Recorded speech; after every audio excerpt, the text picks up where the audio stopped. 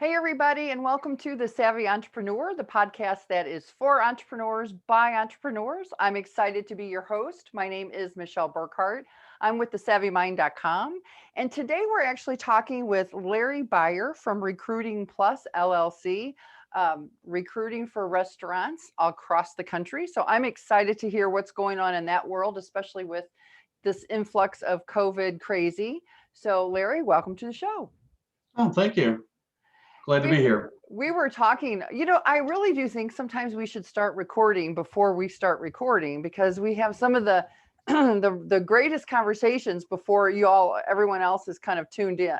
But one of the things that we were talking about is before we do that, let's start. Tell everybody what you do. Well, as you said, my name is Larry Beyer, and I own Recruiting Plus. I started this recruiting company back in 2006. I'm a one-man show. I started in the restaurant industry when I was 14 and decided in 2006 that I would do recruiting for the restaurant industry, and I do restaurant managers up to general managers, kitchen managers, area directors, director of operations. Um, so I work with the candidates to try to help them find the best quality career path for them, and work with the clients, the restaurant groups, and helping them find the best managers that they can. Because in this industry, there's always a level of restaurant for the level of your experience that you're working at. For example, if you were working at McDonald's for many years and you were looking to move up per se, then maybe a Panera Bread or something like that might be a step up to where you're getting into more of a full service type restaurant. And then as time goes on, you might have been an assistant manager at restaurant XYZ and they did $2 million a year in sales. And now you're ready for the next step where you might work for a restaurant that's doing $5 million a year in sales. So it's just making sure that we're putting in what the paths are and making sure that we're merging the candidate with the correct company and that it's going to be a beneficial marriage for both people. One of the things that I talk about with my candidates is that when they send their resume to a company is that they look at the 1 year, 3 year, 5 year plan. And I have the company do the same thing. So for the candidate, it's where do you see yourself with this company 1 year, 3 year, 5 years from now? Mm-hmm. Because if you make a bad decision today, all that's going to do is put you another year or 2 years behind from what you really wanted to accomplish. Right. So as time goes You're on, talking about your career path, correct? correct. Mm-hmm. And then for the company, instead of just hiring for a specific need, is this candidate going to fit your 1 year, 3 year, 5 year plan in your growth and where you might see this person fitting and what level that they're going to be looking at? Sure. And if you're just joining us today, you are listening to The Savvy Entrepreneur, the podcast that is really by entrepreneurs and for entrepreneurs. I'm your host, Michelle Burkhart with thesavvymind.com. And today we are actually talking with Larry Beyer from Recruiting Plus LLC. He basically is a recruiter extraordinaire for the restaurant industry across the country. So one of the things that I really wanted to talk about, because I don't think, and we had talked about this off camera, when you're a solopreneur or even an entrepreneur and you've got staff, I don't think people realize the extent of how expensive it can be to make a bad hire. So can you kind of talk about that a little bit? Yeah, I mean, that's one of the things that I really try to focus on, and I'm able to do that because I'm a one-man show. But, if you make a bad hire, say, for example, in the restaurant industry, and I'm sure it's in many industries, but just on the restaurant side, it could be a cost of $10,000 because you're Right. paying for that person's salary, you're paying for the trainees to train him, the paperwork, the pamphlets and everything that goes into training someone. One of the things that is somewhat frustrating is, well, sometimes the candidates are applying for jobs that they're absolutely not qualified for. Mm-hmm. And then on the other hand, then you have the companies that are not willing to look at someone who may have many years experience in the restaurant industry, but not necessarily that management title. And they feel that they need to hire someone who has the management experience. But as I discussed with you offline, is that you have to break that person's habits then, because if they come over and they say, well, we didn't do it that way at XYZ, well, I don't Right. care because we're doing it here. Sure. Sometimes it's better to give that individual a chance and to continue to help them learn and grow. And then that way they become a long-term employee. Because what I'm finding is that the average length of stay is like 2.8 years per Wow. person for hire, because a lot of times they're hiring for a quick need as opposed to the future of Mhm. where the company can be. And, as we discussed, if you're not hiring people who want to help develop other people, that's going to be a problem for you, because Long that means term. that you're constantly going outside of your own four walls to try to find replacements for people who might leave. And the Mhm. reason that those people are leaving is because they don't feel that they're getting the education and the longevity with that company. So they get frustrated and then they decide to move on, as opposed to taking someone that dishwasher who wants to learn how to become a cook, and the cook that wants to learn how to become a kitchen manager, and a kitchen manager who wants to learn the front of the house, and having someone that's willing in that organization, meaning more or less probably the general manager, who wants to make sure that those people can have an opportunity to continue to learn and grow within the company and keep them long-term happy Sure. employees. Sure. What do you think is the biggest mistake, the biggest hiring mistake that you see? I mean, is it just overlooking good people because the people don't fit into the box? Or what do you think is like the biggest mistake people make when they're hiring? Um, I think the biggest mistake is that they actually don't take time to pick up the phone and make a phone call Mm, and talk to someone. In today's world, everybody has to go online, fill out the online application, maybe do a little personality type test and so forth, and do all this, and then and attach your resume in the hopes that someone contacts you. mhm.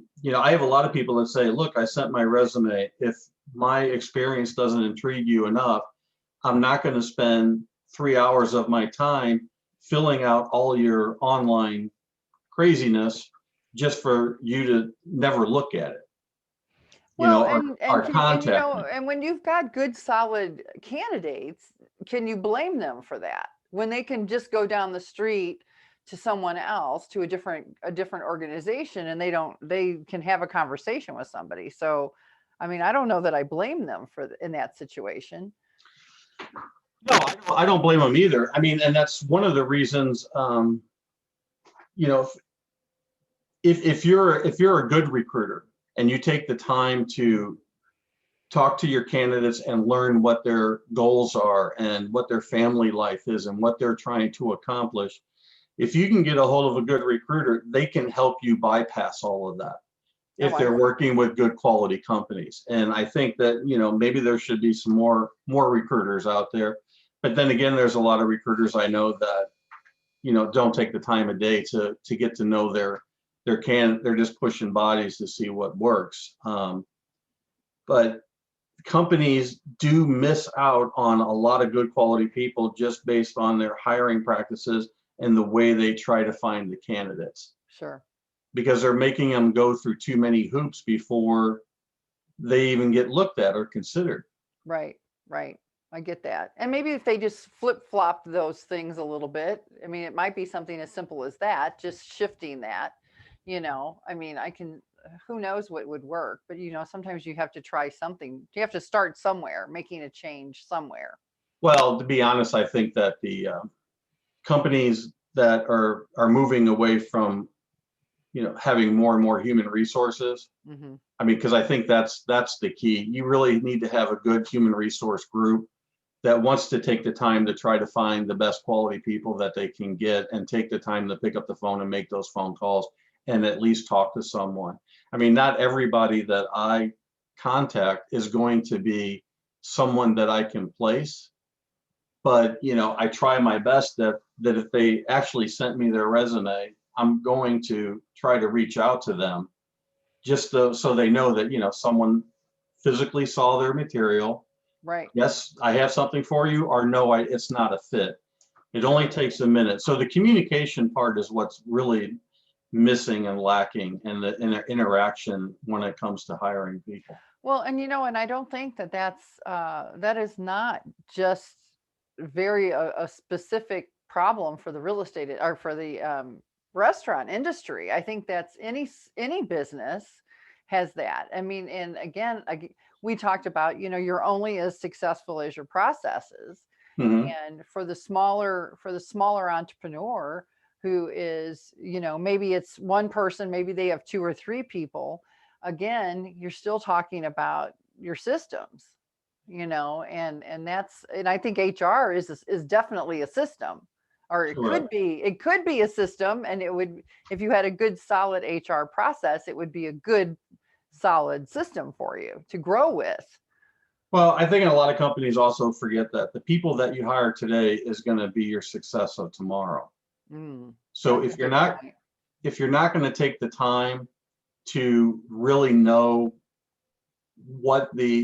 I have one company that I work with that has really decided and understand that quality of life in the restaurant industry is where it's at today, and they're making the adjustments, and they're not cutting their managers' pay. They're actually paying them a little bit more and putting them on a 4-day work week. Wow, that's fantastic. So they can get 3 days off with their family. And then they know that these are my days off. These are the days that I can plan. These are, so the days of where restaurants require, or any company really, require you to eat, sleep, and die for that company, those days are gone.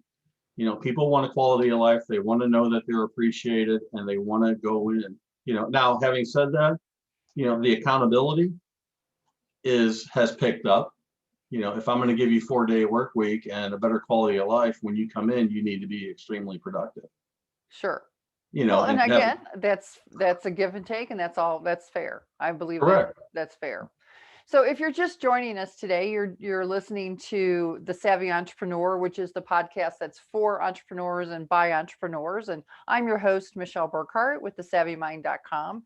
And today we're talking with Larry Beyer with Recruiting Plus LLC, which is a recruiting company for the restaurant industry across the US. So we're excited to have him here. I want to talk a little bit, if you don't mind, about another topic that we talked earlier about is, okay, COVID has just put the whole restaurant industry into a tailspin for sure. So, how do you see and again, and not the restaurant industry is not the only industry that this happened to. So, what do you think? Like, how are they going to gear up? Because how are they going to gear up to getting back to 100% from a people standpoint? Well, I think COVID has been extremely negative, but on the other hand, it's been I think it's going to continue to be negative to the employees per se, and here's why. Fast food industry, the fast food restaurants, the McDonald's of the world, the Chick-fil-A's of the world, the Wendy's of the world, or so forth and so on. If you've been paying attention, their drive-throughs have not missed a beat. They're crazy. Okay? A lot of those companies, their sales have increased. Sure. So these companies are finding out that they can continue to perform at a level that they haven't been able to perform before or equal to with less employees. Oh. So they're not going to be hiring as many or what I foresee is that you're going to have, a fast food restaurant open up, but there's not going to be any inside dining. It's just going to be a drive-through. That's an interesting concept. Because people are looking for the quickness, so they're not necessarily going in there. The ones that have actually suffered the most are the sit-down, full-service restaurants, because when they have to close, they have to close their entire dining room based on Right. what the state laws are and so forth. So they had to become a little bit more, what's the word I'm thinking of? They had to change the way they're thinking. Hmm. So they, they really are pushing the to go menus and things like that. And, hopefully, and what's been happening is a lot of people have been ordering and going in and picking it up, takeout and so forth from these restaurants.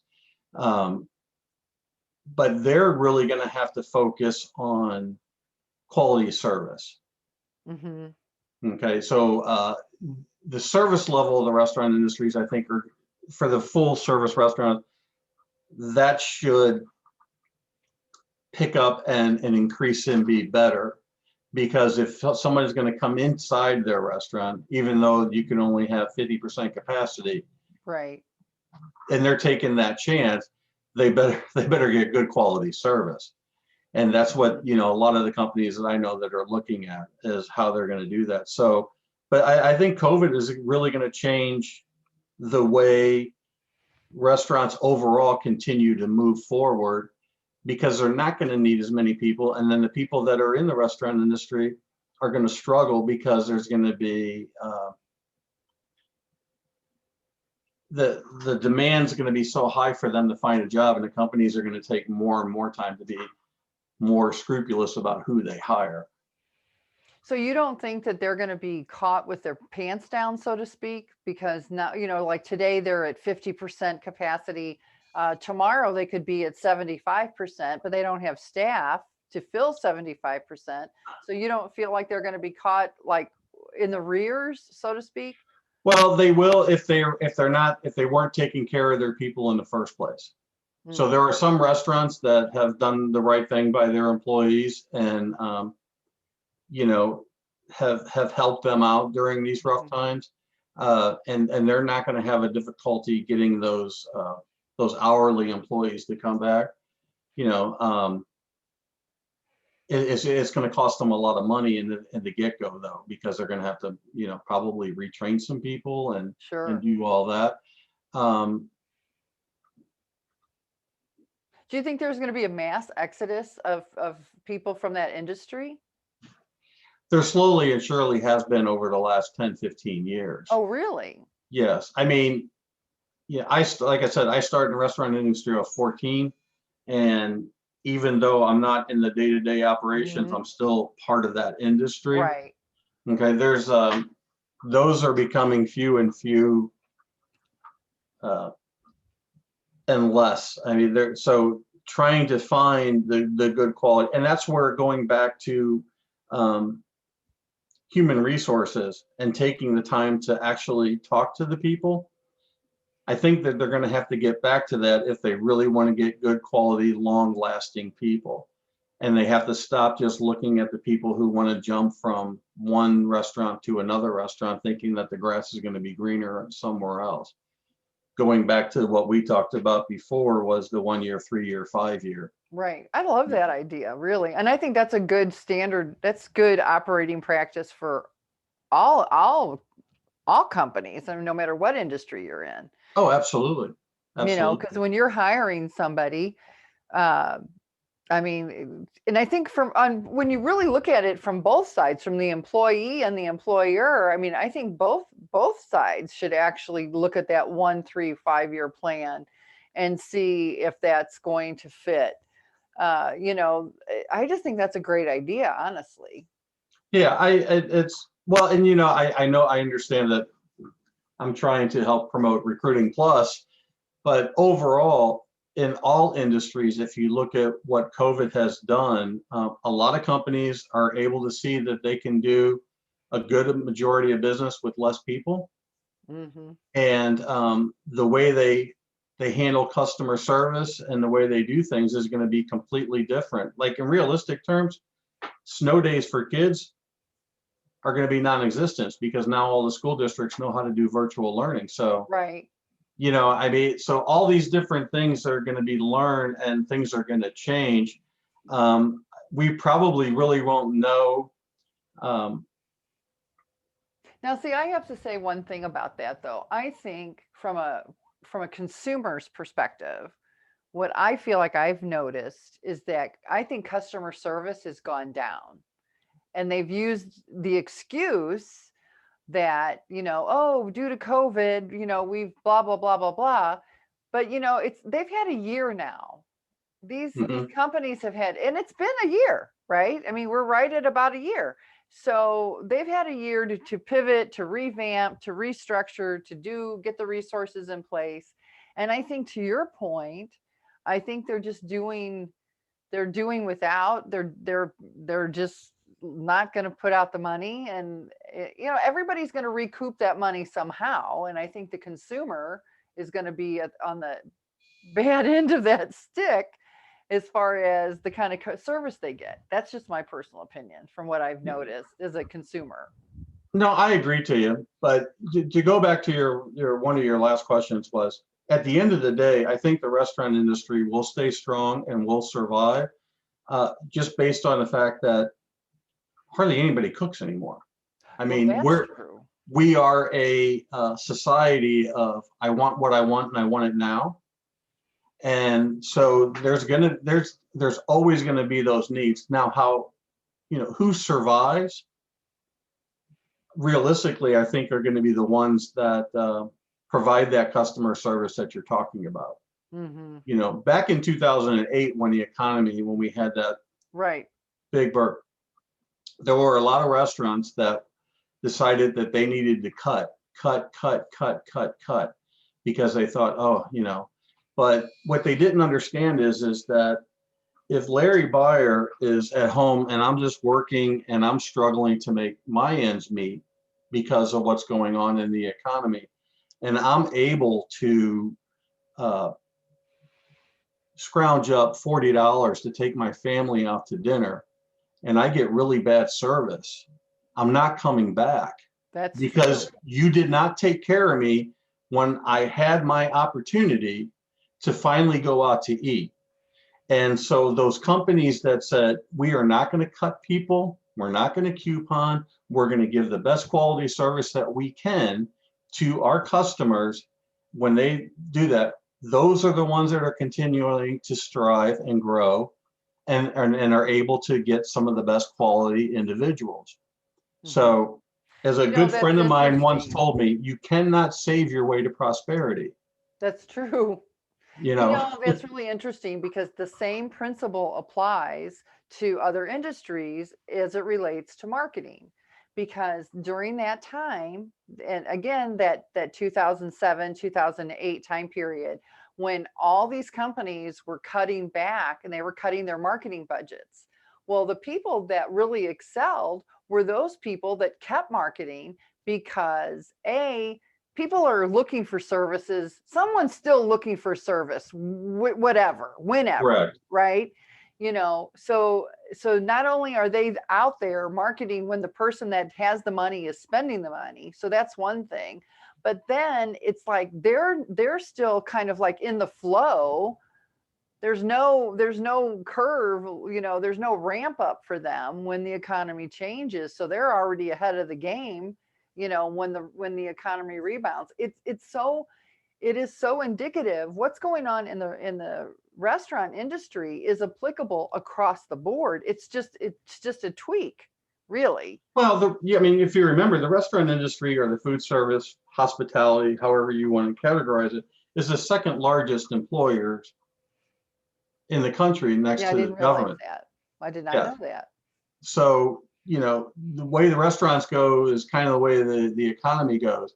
But I know from 2008, um, I know of at least 8 companies that folded because Wow. they tried to save their way to prosperity and cut everything. And then I know some companies that I used to represent that I will not represent ever again, just Wow. based on the way that they have treated their employees. And to this day, they're still struggling to try to find good quality people because they decided to restructure everything that they did.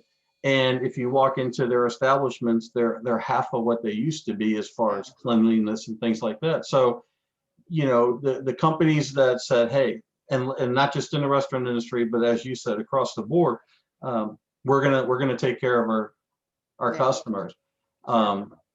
They survived and they're still doing strong. So let me ask you, we're getting close to time. So I wanted to if you want to tell everybody how they can learn more about you and your company, do you want to tell them where they can find you? Yes, they can either contact me by phone, which is 636-233-5355, or my website, which is www.recruitingplusllc.com. Perfect. Any like point, words of wisdom for the budding entrepreneur out there?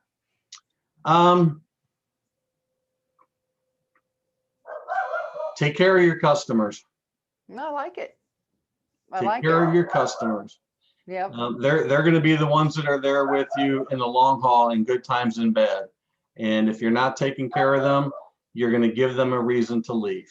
I love it. I love it so much. Well, Larry, thank you so much for being here with us. It's been great. I've learned a lot. I've learned a whole lot, honestly, about the restaurant industry that I didn't know. And for those of you that were tuning in, thank you so much for listening to The Savvy Entrepreneur. Next week, look for another great episode, and we will see you all soon. See you later. Bye-bye. Bye-bye. I mean,